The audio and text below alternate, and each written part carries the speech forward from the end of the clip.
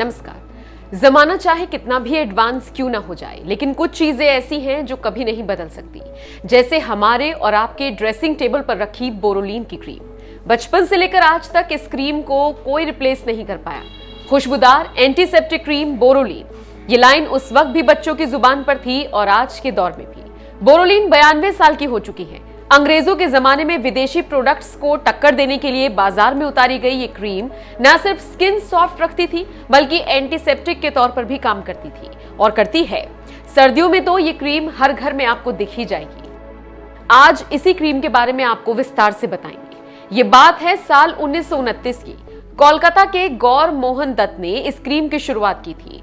उन्होंने इस क्रीम के साथ सबसे बड़ी खासियत ये रखी कि ये हर भारतीय की पहुंच में रही। जाहिर है, अंग्रेजों के शासन में इस क्रीम को हर भारतीय तक पहुंचाना बड़ी जिम्मेदारी थी, क्योंकि विदेशी क्रीम बहुत महंगी मिलती थी। गौर मोहन दत्त विदेशी सामान के आयातक थे। वक्त बदला और वो स्वदेशी मूवमेंट से जुड़ गए।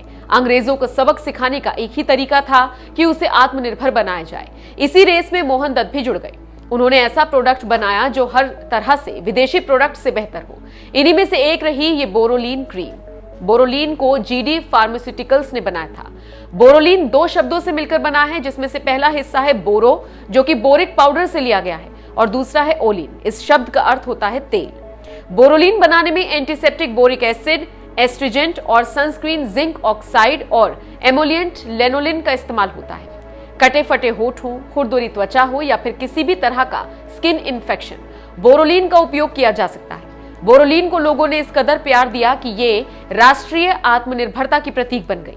बोरोलीन के बारे में कुछ दिलचस्प किस्से हैं। जैसे कहा जाता है कि बोरोलीन की लोकप्रियता की खबर जब पंडित जवाहरलाल नेहरू और एक्टर राजकुमार को हुई, तो उन्होंने भी इसका इस्तेमाल करना शुरू कर दिया था।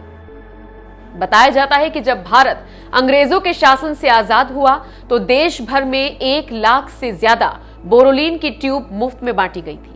कई साल तो जीडी फार्मास्यूटिकल कंपनी ने बोरोलीन के सहारे ही वक्त काटा, लेकिन उसके बाद 90 के दशक में एलिन हेयर ऑयल को लॉन्च किया। फिर साल 2003 में कंपनी ने सुथौल नाम का एंटीसेप्टिक लिक्विड निकाला। फिलहाल कंपनी के कई सारे प्रोडक्ट्स बाजार में मौजूद हैं। आपको बोरोलीन से जुड़ी ये जानकारी कैसी लगी? कमेंट करके अपनी राय हमें जरूर